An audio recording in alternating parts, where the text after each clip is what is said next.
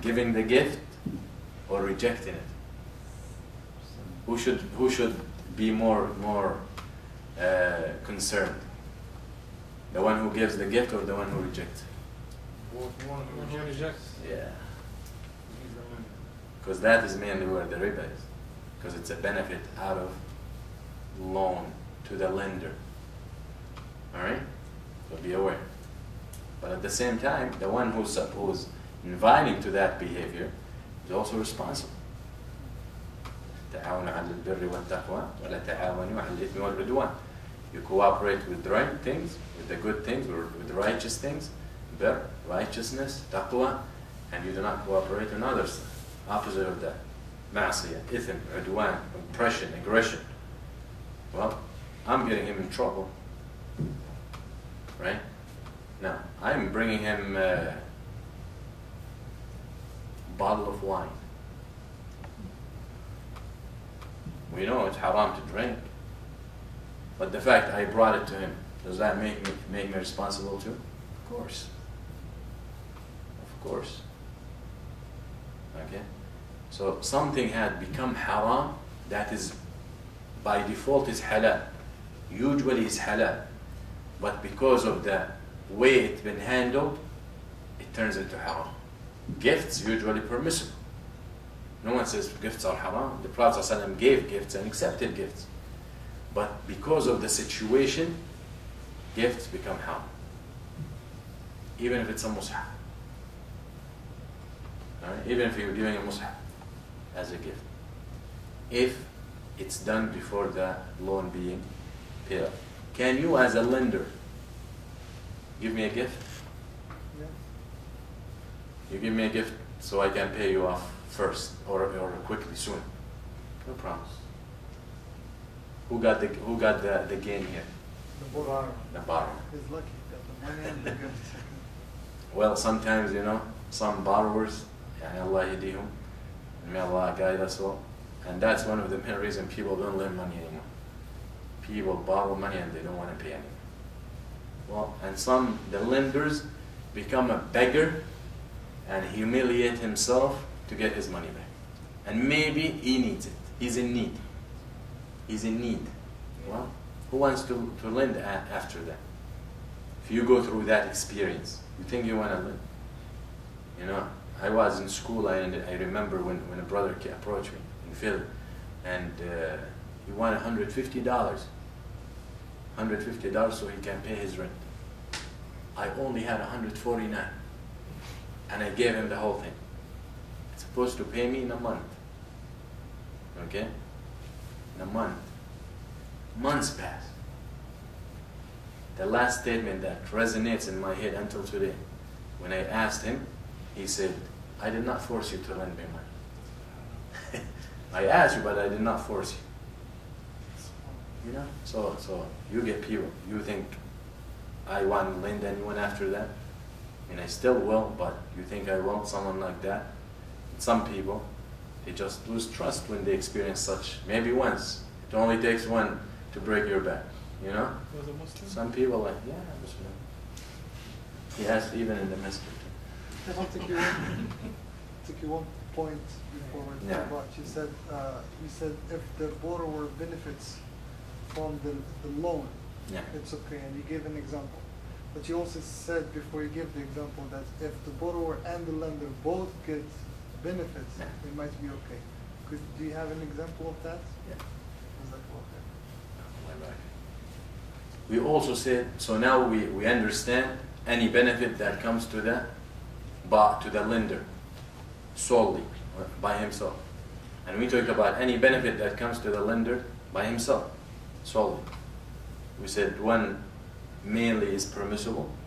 Now talking about the gift, just before I move to the next point, talking about the gifts, if the only exception that the borrower or the lender can take the gift and it's okay before it's time to pay off or after it's paid off, is if it's a usual habit, if it's the custom. What that means, the custom? The custom between both of them, not the custom between people in that area. Or people are accustomed that when someone lends money, they give him a gift. The borrower gives the lender a gift. Now that is still riba. but the custom between both of them. Okay, so if you lend me $1,000, but usually before even I ask you to lend me, for the last 3-4 years, every time, let's say, I go out of the country, I bring you a gift, we're close friends. Usually you ask to borrow money from close friends, all right? Or you buy me the same thing, stuff like that. So if I'm the borrower and I am accustomed to buy you gifts every time I leave the country, and you lend me $1,000 now, and then after that I left the country and I came back and I brought you a gift, and still I have to pay you back in a month, that is no problem. All right? Why? Because this gift was something that we were doing before. All right? So it didn't happen, it was not created as a result of the loan. Because we said, any loan that brings benefit.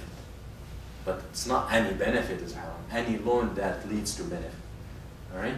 So if it's the custom between me and you, and the habit that I give you gifts, you give me gifts, and now you lend me some money, but I continue with this custom between us, between the two of us, there is no problem with such loan, with such gift. The third type is the benefit between both. If the benefit of the borrower and the lender is almost equal, okay, and compatible, then it's okay. Example, let's say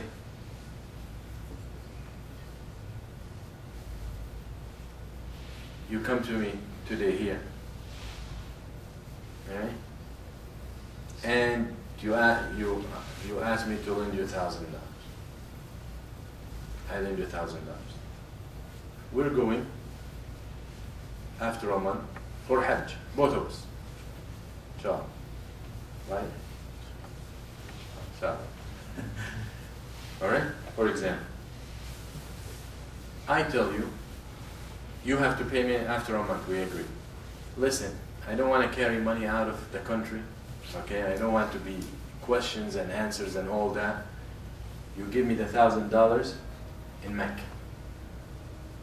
You also have money in Mecca. So here the benefit for you and a benefit for me. Got it? And that's okay. So if we both agree that you pay me somewhere else, for example, that's an example, in another country, in another city, in another whatever, that because of the way it's being paid, it's more beneficial to both of us, so I don't have to carry money with me, I might lose it. Alright? When I wear my ihram in the plane, I don't have pockets, you know, stuff like that. So it's more beneficial for me to get it there, so that's benefit for me. It's easier for you to get it there because you have money there, and it's difficult for them to wire it to the States. So you go to your money and you get me the $1,000. So you have benefit, I have benefit. Alright? That is okay. That is okay. That is your example. Allah barik. Alright? So stuff like that. So we have talked about the 3 different scenarios that can take place. So now we understand the main thing and the focus when it comes to loans is benefit, is gain as a result of the loan. So now we understand whoever gets the gain or the benefit, sometimes it's okay, sometimes it's haram. In general, when the lender gets the benefit, it's a riba. In general, when the borrower gets the benefit, it's okay. In general, we don't have to do it. That's very an exception, that both of them. But in general, it's okay if the benefit is compatible. All right. Another example, just to make it easy. I borrowed from you $1,000. I have to pay you today. I come to you and I say, can you give me another month? Is that permissible or not? Of course. Is that benefit for me? To the borrower. To the borrower. No riba.